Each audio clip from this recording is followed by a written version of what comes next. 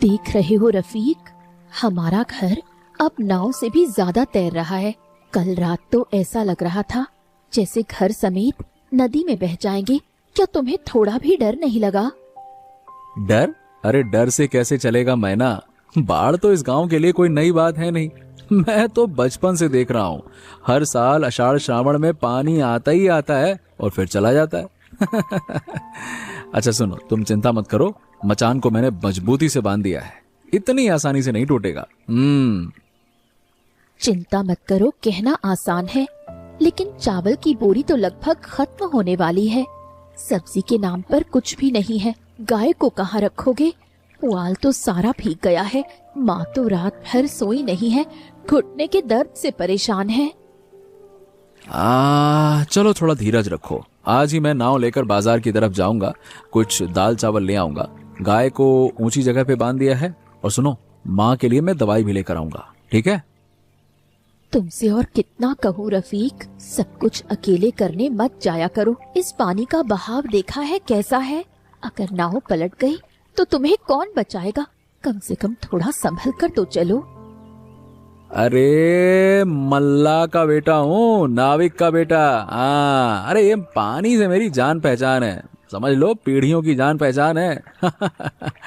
पानी पे गोते लगाना और पानी पे तैरना और पानी पे नाव चलाना सब बहुत अच्छे से आता है। अच्छा सुनो, अब तुम अंदर जाओ, देखो माँ जागी है या नहीं जागी है। मैं जरा मचान को थोड़ा और मजबूती से बांध दूं, ठीक है? जाओ। पानी तुम्हारा जाना पहचाना है, सुनकर लगता है जैसे पानी तुम्हारा लंगोटिया यार हो। लेकिन इस बहाव को तो देखो एक बार, कैसे सब कुछ खींच रहा है। आम के पेड़ के पास जो बांस था वो तो रात में ही बह गया। तुम्हारा इतना हौसला देखकर मुझे और ज्यादा डर लगता है। अरे बाबा, तुम डरती हो, वो तो तुम्हारा प्यार है मैना। लेकिन डर कर बैठे रहने से तो संसार नहीं चलेगा। चलेगा क्या? नहीं ना, मुझे बाहर निकलना ही होगा। पर हाँ, वादा करता हूँ संभल कर जाऊंगा। तुम मुझ पर थोड़ा भरोसा रखो। ठीक है? जानते हो, भरोसा तो है ही। अगर नहीं होता तो क्या तुम्हारे साथ इस पानी के बीचों बीच घर बसाकर बैठी रहती? जाओ, लेकिन जितनी जल्दी हो सके लौट आना। माँ और मैं इंतजार करेंगे। अरे बाबा, लौट आऊंगा मैं ना, चिंता मत करो। और सुनो, माँ को घुटने की सिकाई करने के लिए थोड़े से गर्म पानी में नमक घोल कर दे देना। कल रात माँ कह रही थी कि घुटना और ज्यादा अकड़ गया है। मैना बेटी, इस गीली लकड़ी से काम नहीं चलेगा। कल जो सूखी लकड़ियाँ मैंने छप्पर के नीचे रखी थी उन्हें ले आओ। बाढ़ आई है तो क्या हुआ, हांडी में भात बनना बंद नहीं होगा। जब तक ये बुढ़िया जिंदा है तब तक इस चूल्हे में आग जलती ही रहेगी। माँ, आप इतनी तकलीफ उठाकर क्यों बैठी हैं? आपके घुटने में दर्द है, अंदर जाकर थोड़ी देर लेट क्यों नहीं जाती? मैं खाना बना लूंगी, आप बस बता दीजिए कि क्या क्या करना है। अरे नहीं बेटी, मैं बैठकर क्या करूंगी? ये चूल्हा ही तो मेरा साथी है। तुम्हारे ससुर जब जिंदा थे तो इससे भी भयानक बाढ़ देखी है। उस मुकाबले ये तो कुछ भी नहीं है। चावल है, पानी है, नमक है, इतना होने से ही संसार चल जाता है बेटी। आपकी बातें सुनकर मुझे शर्म आती है माँ। मैं थोड़ी सी मुसीबत में ही घबरा जाती हूँ। आपने जिंदगी में कितना कुछ सहा है। शर्म की कोई बात नहीं है बेटी, तू तो इस गांव में नई आई है, अभी सिर्फ 3 साल ही तो हुए हैं। मैं इस गांव में 40 साल से हूँ। कितनी बाढ़ देखी है, कितने तूफान देखे हैं। पानी देखकर डरने से कैसे चलेगा? धीरे धीरे देखने की आदत हो जाएगी। अच्छा माँ, आज बासी भात और हरी मिर्ची के साथ खा लिया जाए। सूखी मिर्चें कुछ रखी हैं, उनकी चटनी बना लेती हूँ। रफीक को तो बासी भात खाना बहुत पसंद है। हाँ बेटी, बिल्कुल अपने बाप पर गया है। बासी भात और हरी मिर्ची मिल जाए तो उसे और कुछ नहीं चाहिए। अच्छा, थोड़ा प्याज है ना? थोड़ा प्याज बारीक काट कर दे देना बासी भात के साथ। और कल से हम पानी से मछलियां पकड़ेंगे। बाढ़ के पानी में मछलियां तो अपने आप ही आ जाती हैं। माँ, आप बिल्कुल सही कहती हैं। तकलीफ के बीच भी आप उम्मीद की बात करती हैं। हमें तो सच में डरने की कोई जरूरत नहीं है ना? डर किस बात का बेटी? ऊपर वाला है, उसने पानी दिया है, वही हटाएगा भी। माँ, आपकी ये बातें मेरे दिल को हिम्मत देती हैं। सच कह रही हूँ, अगर आप ना होती तो शायद मैं कल रात को ही रोना शुरू कर देती। आपको शांत देखती हूँ, इसलिए मैं भी खुद को संभाल लेती हूँ। रोने से क्या होगा बेटी? क्या रोने से पानी कम हो जाएगा? बल्कि हाथ में कोई काम ले ले, मन अच्छा रहेगा। मुझे पकड़कर थोड़ा सा उस तरफ बैठा दे। चूल्हे के धुएं से आंखें जल रही हैं। माँ, मेरा हाथ पकड़िए, धीरे धीरे, घुटने पर ज्यादा जोर मत दीजिएगा। अरे नयन, इधर इधर इधर इधर। हाँ, नाव को मचान से बांधो। हाँ। और भाई, कहाँ इतनी सुबह सुबह कहाँ से आ रहे हैं? अरे बोरी में क्या है? अरे भाई, सुबह से निकला हूँ। हमारे घर के पीछे जो ऊंची जमीन है, वहाँ कुछ साग सब्जियां हुई थी। पानी अभी वहाँ तक पहुँचा नहीं है। माँ ने कहा कि चाची लोगों को दे आओ, और इस पोटली में कुछ सूखी मिर्च और प्याज है, बस। वाह, क्या बात है। चलो, अपनी माँ को मेरा प्रणाम कहना। इस समय ये सब सोने से भी ज्यादा कीमती है भाई। बाढ़ के टाइम में यही तो चाहिए, खाना पीना, दाना पानी। अच्छा सुनो, तुम थोड़ी देर बैठो। अब देखो, चाय तो नहीं है पर पानी पी लो। बहुत दूर से नाव चलाकर आ रहे हो ना। अरे भाई, पानी की तो बात ही मत करो। पानी की कहीं कमी है क्या? जहाँ तक नजर जाती है वहाँ पानी ही पानी है, चारों तरफ पानी ही पानी है। खैर हाँ, साफ पानी दे दो तो गला थोड़ा सूख गया है तो तर हो जाएगा। अच्छा रफीक, जूही का घर तो काफी निचली जगह पर है, क्या वहाँ भी पानी घुस गया है क्या? ओ हो, क्या बात है। जूही की खबर? तुम तो खबर पूरी रखते हो भाई। बाढ़ में चाहे जूही हो, चाहे चूहा हो, चाहे शेर हो, सबका घर डूब जाएगा। तुम्हारी चिंता सिर्फ जूही के घर को लेकर रहती है। मैना सही कहती है। तुम्हारे दिल में हमेशा एक मछली उछल कूद करती रहती है, और उस मछली का नाम है जूही। क्यों क्यों क्यों? बोलो बोलो बोलो बोलो बोलो बोलो। अरे वो नहीं नहीं नहीं, मैं तो बस अब क्या है कि एक घर पूछ लूंगा तो बाकी घर की खबर मिल जाती। मैं तो ऐसे ही पूछ लिया। उसका क्या है, घर नीचे है ना, इसीलिए चिंता हुई। गांव के नाते पूछना कोई गुनाह तो नहीं है ना। तुम इतना ताना क्यों मारते हो? जूही का पूछ लिया तो हाँ, नहीं तो। अच्छा ठीक है ठीक है ठीक है, गांव के नाते ही सही, समझ गया, सब समझ गया। पर सुनो, सुना है कि जूही के घर में पानी घुस गया है। वो लोग पास वाले चाचा के घर चले गए हैं। मैना ने कल जूही से बात की थी। हो, इसका मतलब सब ठीक ठाक तो है ना? समझ गया समझ गया।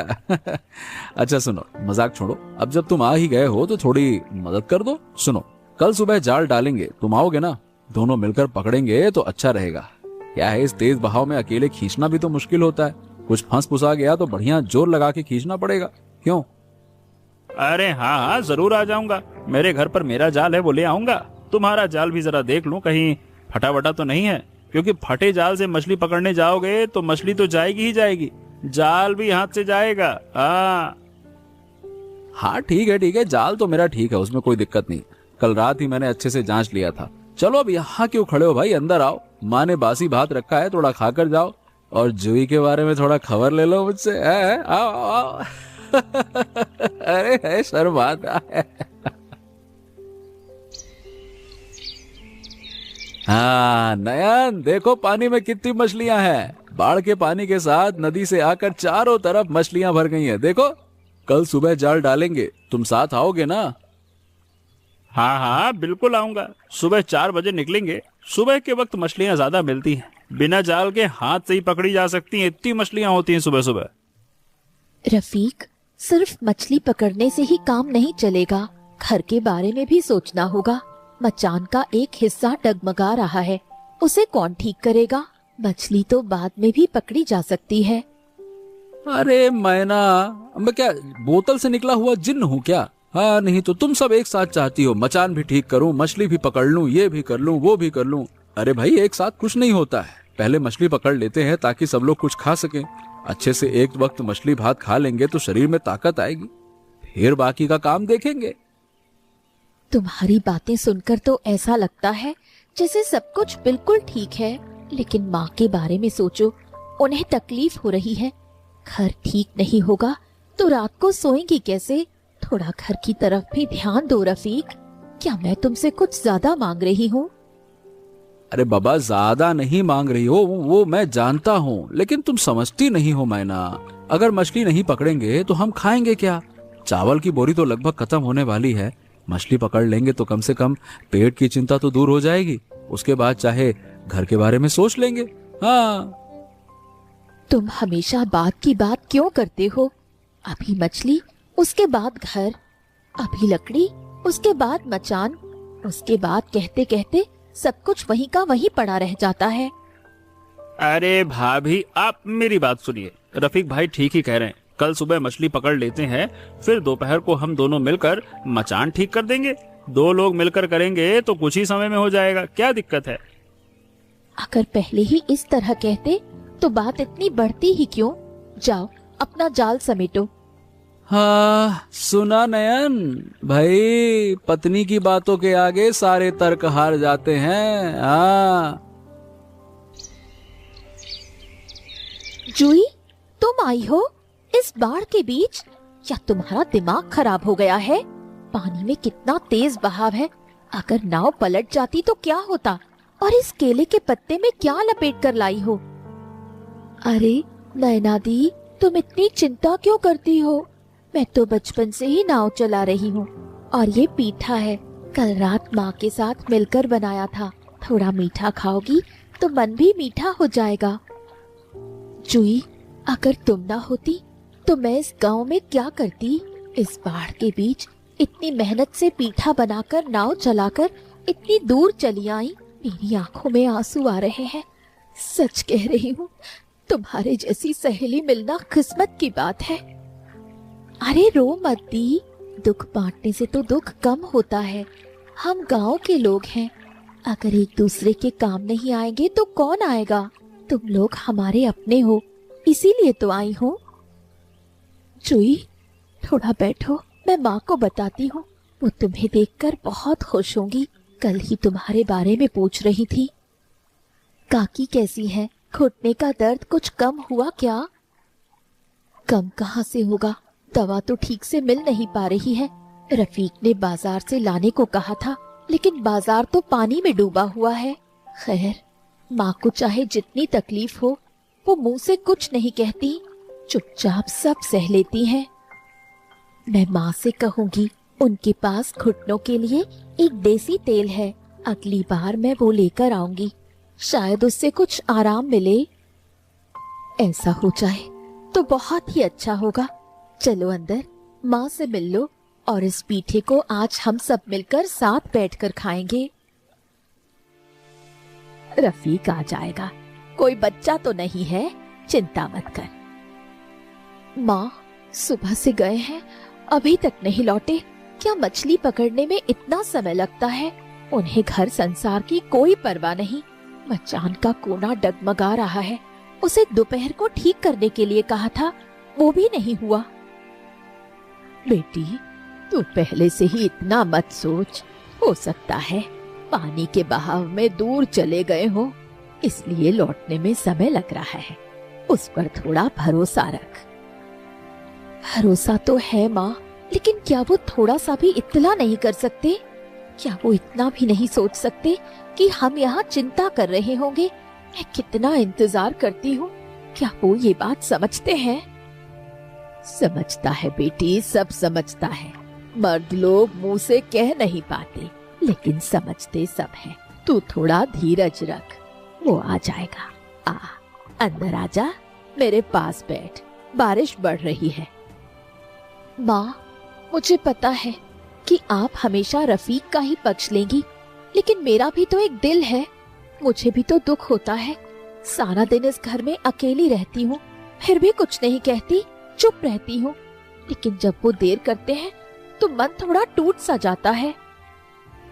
मैं उसका पक्ष नहीं ले रही हूँ बेटी, तुझे भी समझ रही हूँ। क्या मैं तेरा दुख नहीं देखती? सारा दिन तू कितना काम करती है, मेरी सेवा करती है, खाना बनाती है, मैं सब देखती हूँ। लेकिन बाढ़ के इस समय में सबको थोड़ा ज्यादा सहना पड़ता है। रफीक भी सह रहा है और तू भी सह रही है, यही तो संसार है। आपकी बात सही है माँ, लेकिन आज मेरा उनसे बात करने का मन नहीं है, मेरा दिल उदास है। रफीक, जरा इधर तो आ, एक बात कहनी है। मैंने उस दिन रेडियो पर सुना था, जलकुंभी के ऊपर तैरती हुई सब्जियों की क्यारी बनाई जा सकती है। हम ऐसा क्यों नहीं करते? थोड़ी सी कोशिश करने पर लौकी, साग और मिर्च उगाई जा सकती है। ए माँ, तुम तो सच में हमेशा समझदारी में सबसे आगे रहती हो। जल कुंभी के ऊपर सब्जी, वाह क्या बात, ये तो बहुत ही बढ़िया तरकीब है। मतलब मैं अभी जलकुंभी इकट्ठा करता हूँ, नयन को भी कहूंगा, वो भी मदद करेगा। लेकिन ये बताओ, मिट्टी कहाँ से लाएंगे? मिट्टी ना हो तो भी चलेगा, जलकुंभी की जड़ों में ही पौधे लग जाते हैं। थोड़ा सूखा गोबर या पुआल मिला देना, बीज छिड़क देने से कुछ ही दिनों में पौधे निकल आएंगे। तेरे पिता बाढ़ के समय ऐसा ही किया करते थे, मैंने अपनी आंखों से देखा है। हाँ, पिताजी ऐसा करते थे, ये तो मुझे पता ही नहीं था। माँ, तुमने ये बात पहले क्यों नहीं बताई? पहले बताने की जरूरत ही नहीं पड़ी। इस बार की बाढ़ कुछ ज्यादा लंबी खिंच रही है, इसलिए याद आ गया। तेरे पिता कहते थे, पानी के साथ लड़कर कोई फायदा नहीं है, पानी का इस्तेमाल करना सीखो। असली समझदारी इसी में है। ठीक है माँ, आज से ही इसकी शुरुआत करता हूँ। मैना से भी कहूंगा कि मदद करे, उसे बागवानी करना बहुत पसंद है। हाँ, उसे जरूर बोलना। लेकिन लग रहा है आज उसका मूड थोड़ा खराब है, तू जरा उससे अच्छे से बात करना। पत्नी को समय देना पड़ता है बेटा, सिर्फ काम करने से नहीं होता। माँ, क्या मैना नाराज है? उसने तुमसे कुछ कहा क्या? कहा तो कुछ नहीं, लेकिन चेहरा देखकर सब समझ आ जाता है। औरत का दिल समझना मुश्किल है, लेकिन समझने की कोशिश करनी पड़ती है। तू कल सारा दिन बाहर था, वो अकेली थी, थोड़ा उसका ख्याल रख। जुई, तुम यहाँ अकेले नाव में? अरे भाई, पानी का बहाव तेज है, मतलब बहुत तेज है, संभल के आई हो ना, कुछ समस्या तो नहीं हुई? हाँ, नैना दी से मिलने आई थी, बस थोड़ी बातचीत करने जा रही हूँ। तुम यहाँ क्या कर रहे हो? जलकुंभी पकड़ रहे हो क्या? हाँ, रफीक भाई की माँ ने कहा कि जलकुंभी के ऊपर तैरता हुआ सब्जी का बाग बनाएंगी, तो मैं भी मदद करने आ गया। अच्छा ये बताओ, तुम्हारे घर पर सब कुछ ठीक ठाक तो है ना? माने कि पानी ज्यादा तो नहीं बढ़ा? हम ठीक हैं। चाचा का घर ऊंचाई पर है, अभी वहीं रह रहे हैं, लेकिन हमारा घर पानी में लगभग डूब चुका है। बाढ़ कम होने पर बहुत मरम्मत करनी पड़ेगी। माँ बहुत चिंता कर रही हैं। हाँ, चिंता मत करो, बाढ़ कम होते ही हम सब मिलकर मदद करेंगे। गांव के सभी लोग तुम्हारे साथ हैं। तुम हमेशा ऐसी बातें करते हो, चिंता मत करो, सब ठीक हो जाएगा। लेकिन कैसे ठीक होगा, ये तो कोई नहीं बताता। घर का छप्पर उड़ गया है, दीवारें भीगकर कमजोर हो गई हैं। इन सबको ठीक करने में कितने पैसे लगेंगे, कौन देगा? पैसे भी हो जाएंगे जोई। अरे भाई, हम काम करते हैं, मेहनत करते हैं। बाढ़ कम होने पर फिर से खेतों में उतरेंगे, धान बोएंगे, मछलियां पकड़ेंगे, बाजार में बेचेंगे। धीरे धीरे सब ठीक हो जाएगा। तुम्हारे घर की मरम्मत के लिए मैं खुद मदद करने आऊंगा। तुम आओगे? क्या तुम्हारे अपने घर में कोई काम नहीं है क्या? हाँ, काम तो है, लेकिन पड़ोसी की मदद करना भी तो हमारा फर्ज है। और तुम्हारा परिवार तो हमारा जाना पहचाना है। इतना करना कोई गलत बात तो है नहीं। जाना पहचाना क्या बात है? अच्छा जूही, सुनो ना, बाढ़ खत्म होने के बाद एक बात कहूंगा, क्या तब तुम मुझे थोड़ा समय दोगी? अभी क्यों नहीं कहते? नहीं नहीं नहीं, अभी नहीं, अभी क्या सही समय नहीं है। पहले बाढ़ खत्म हो जाने दो, सब कुछ ठीक हो जाने दो, तब कहूंगा तुमसे। साफ आसमान के नीचे कहूंगा, ठीक है ना? समय देना बस। साफ आसमान के नीचे? इतनी शायरी कहाँ से सीख ली नयन? तुम तो मल्लाह के बेटे हो, अचानक कवि कैसे बन गए? कवि नहीं हूँ, लेकिन कुछ बातें ऐसी होती हैं जिन्हें कहने के लिए खूबसूरत समय की जरूरत होती है। जब कहूंगा तब समझ जाओगी। अच्छा, तो फिर बाढ़ जल्दी खत्म हो, मैं भी तुम्हारी वो बात सुनने का इंतजार करूंगी। लेकिन ज्यादा देर मत करना, देर होने पर बात सुनने की इच्छा ही खत्म हो जाती है। अरे बाबा, देर नहीं करूंगा, वादा रहा। अच्छा, अब चलता हूँ, ठीक है?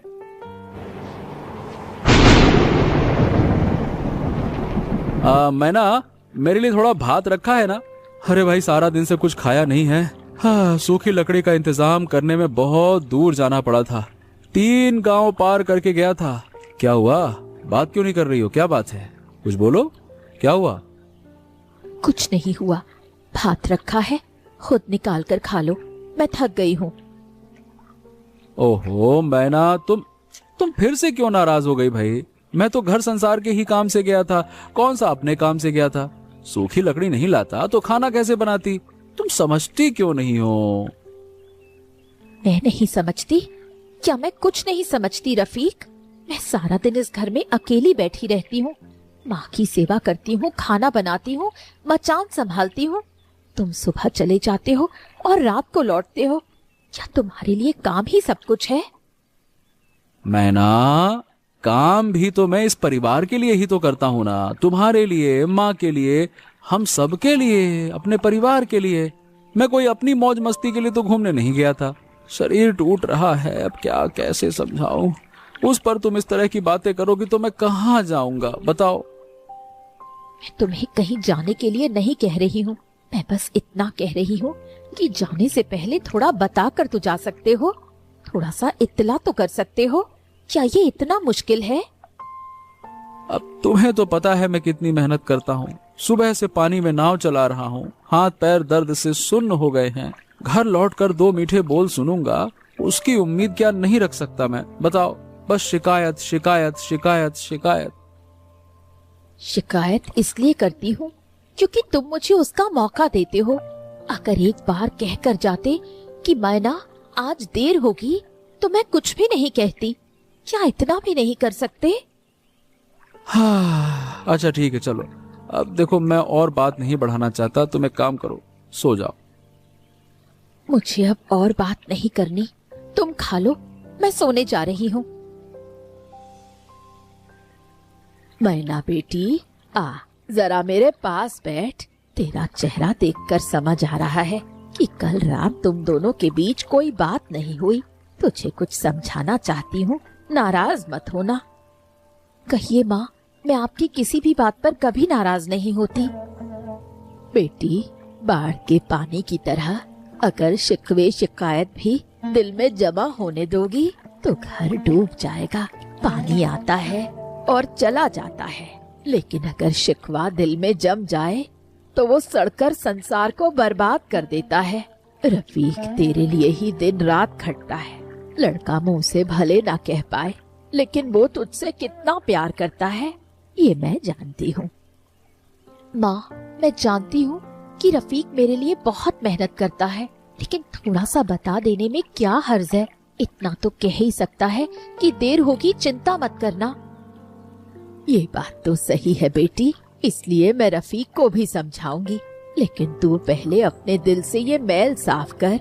जिस घर में प्यार होता है वहाँ शिकवे शिकायतों की कोई जगह नहीं होनी चाहिए।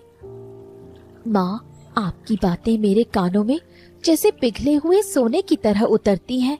आप समझाती हैं इसलिए मैं खुद को संभाल लेती हूँ, वरना कल रात मैंने न जाने रफीक को और क्या क्या कह दिया होता। बाद में मुझे खुद ही दुख होता। यही तो बेटी, गुस्से में कही गई बात बाद में कभी वापस नहीं ली जा सकती। जब भी गुस्सा आए तो मन ही मन 10 तक गिनती गिनना, उसके बाद कुछ बोलना। मैं भी ऐसा ही करती थी और देखती थी कि गुस्सा अपने आप ही ठंडा हो जाता है। 10 तक गिनती गिनूं? हाँ, इसकी कोशिश की जा सकती है। अच्छा माँ, मैं चलती हूँ, रफीक के लिए नाश्ता बना देती हूँ, उसने अभी तक कुछ नहीं खाया है। रफीक, कल सारा दिन कहाँ था? सच सच बता। माँ, मैं सूखी लकड़ी का इंतजाम करने गया था। अब 3 गांव पार करने पड़े और लौटते समय हसन की दुकान से कुछ सूखा चूड़ा, चिवड़ा, गुड़ और माचिस का इंतजाम किया है। अब मैना को अब चिंता करने की जरूरत नहीं पड़ेगी, चिंता मत करो। तूने तो अच्छा काम ही किया है बेटा, लेकिन मैना को बताकर नहीं जा सकता था। तेरी पत्नी सारा दिन चिंता में थी। घर संसार सिर्फ रोजी रोटी से नहीं चलता बेटा, थोड़ा बातचीत से भी चलता है। माँ, मैंने सोचा था कि लौटकर बता दूंगा, अब बताना भूल गया। असल में सुबह जल्दी निकल गया था, मैना तब सो रही थी। अब उसे जगाना नहीं चाहता था, मैंने कहा उसकी नींद पूरी हो जाए। जगाना नहीं चाहता था, वो तेरा प्यार था, लेकिन उस प्यार की बात मैना को बतानी तो पड़ेगी। वो अगर जानती तो खुश होती, लेकिन तूने बताया नहीं, इसलिए उसने सोचा कि तूने उसे बताना जरूरी ही नहीं समझा। मैंने सोचा नहीं था माँ, सच में मेरे दिमाग में ये बात आई ही नहीं। मैंने सोचा कि लौटकर सब कुछ बताऊंगा, तब मैना गुड़ चूड़ा देखकर खुश हो जाएगी, लेकिन वो तो ये सब देखने से पहले ही नाराज होकर बैठ गई है। नाराजगी नहीं बेटा, शिकवा है। दोनों में फर्क होता है। मैना नाराज नहीं हुई है, उसने शिकवा किया है, और शिकवा इंसान तभी करता है जब वो प्यार करता है। तुम सही कहती हो माँ, मुझसे ही गलती हुई है। मैं मैना से अभी बात करता हूँ। ठीक, बात करता हूँ।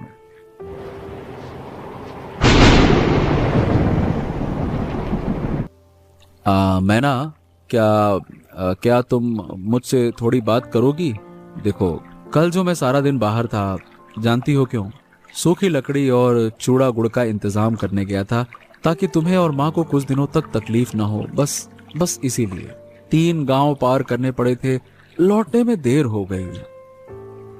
रफीक, तुम हमारे लिए चूड़ा गुड़ लाए हो 3 गांव पार करके? मैंने तो सोचा कि जानता हूँ कि तुमने सोचा कि मैं मटर गश्ती कर रहा था, आवारागर्दी कर रहा था, लेकिन मैं सही बताऊं, मैं जो कुछ भी करता हूँ ना, सब तुम्हारे लिए तो करता हूँ। हमारे इस घर संसार के लिए, परिवार के लिए, अपने लिए, तुम सब के लिए। रफीक, मैंने भी बिना समझे ही शिकवा कर लिया। तुम परिवार के लिए इतनी मेहनत कर रहे हो और मैंने सोचा कि तुम हमारे बारे में सोचते ही नहीं। मैंने गलत सोचा, मुझे भी माफ कर दो। मैना, मैं तुमसे वादा करता हूँ, इसके बाद से कहीं भी जाऊंगा तो पहले बता कर जाऊंगा। तुम ही तो मेरा सब कुछ हो। तुम्हें चिंता में रखकर मैं कोई काम नहीं करना चाहता। अगर तुम ही ठीक से नहीं रहोगी तो मेरे किसी भी काम का कोई मतलब नहीं। अच्छा रफीक, माँ ने तुमसे भी कुछ कहा है ना? हाँ, कहा है। माँ बिल्कुल सही कहती हैं। वो ना होती तो शायद हम और भी ज्यादा गलतियां करते। माँ हमारे इस संसार की नींव है, वो है, इसलिए हम सीधे खड़े हैं। अच्छा रफीक, चूड़ा गुड़ कहाँ है? थोड़ा चूड़ा गुड़ भिगोकर गुड़ के साथ मिलाती हूँ, दोनों साथ बैठकर खाते हैं। नाव में है, रुको लाता हूँ, तुम बैठो।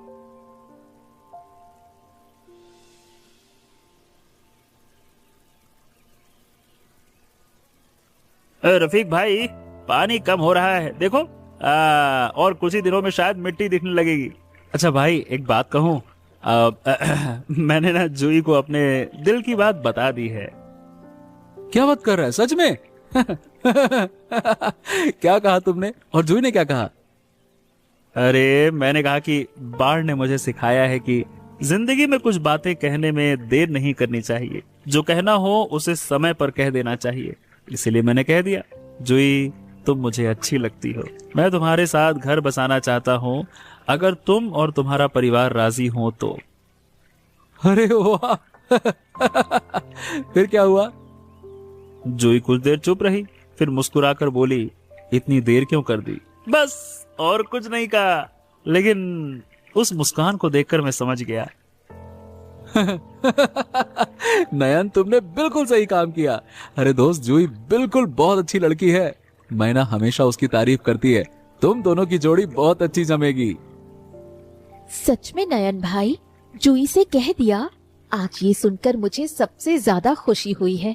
जूही मेरी जान से प्यारी सहेली है और तुम रफीक के जिगरी दोस्त हो। इससे अच्छा और कुछ नहीं हो सकता। भाभी, आपका आशीर्वाद चाहिए। आप जूही को सबसे अच्छे से जानती है। क्या मैं उसे खुश रख पाऊंगा ना? खुश रह पाओगे नयन भाई, बिल्कुल खुश रह पाओगे। जूही बहुत सीधी सादी लड़की है। उसकी ज्यादा मांगे नहीं है। वो बस थोड़ी सी बातचीत, थोड़ा सा वक्त और थोड़ा सा प्यार चाहती है। और सुनो नयन, बाढ़ ने हम सबको कुछ न कुछ सिखाया है। मुझे सिखाया है कि परिवार में बातचीत करना कितना जरूरी है। मैना को सिखाया कि धीरज कैसे रखना है, और तुम्हें सिखाया कि हिम्मत करके कैसे अपनी बात कहनी है। सच कहा भाई। अगर बाढ़ ना आती तो शायद मैं और न जाने कितने सालों तक चुप रहता। पानी ने आकर सब कुछ उलट पुलट दिया और उसी के साथ मेरे दिल को भी झकझोर दिया। पानी आता है, पानी चला जाता है। बाढ़ आती है, बाढ़ हट जाती है।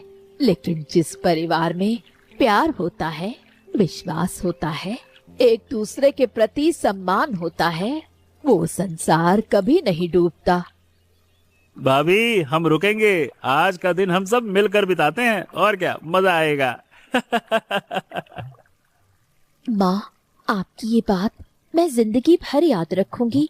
आप ना होती तो ये परिवार नहीं चल पाता। मैंने क्या किया है बेटी, सब तुम लोगों ने ही तो किया है। मैंने तो बस थोड़ा सा रास्ता दिखा दिया, बाकी सब तुम लोगों ने खुद समझ लिया। संसार तो ऐसा ही होता है। थोड़ा कहना पड़ता है, थोड़ा समझना पड़ता है और थोड़ा समझौता करना पड़ता है, तभी सब ठीक रहता है। रफीक, आज मैं सबके लिए मछली का शोरबा बनाऊंगी। नयन भाई और जूही, तुम दोनों आज यही खाना खाओगे, कोई कहीं नहीं जाएगा। मैना दी, मैं तो हमेशा यही रहना चाहती हूँ। तुम्हारे पास रहने से मन अच्छा रहता है। हाँ, सब मिलकर साथ बैठकर खाना खाएं। असली सुख तो उसी में है। बड़े बड़े घर मकान न भी हो तो चल जाता है, लेकिन ये साथ बैठकर खाना, हंसी मजाक और सुख दुख बांटना, अगर ये ना हो तो जिंदगी में कुछ भी नहीं है।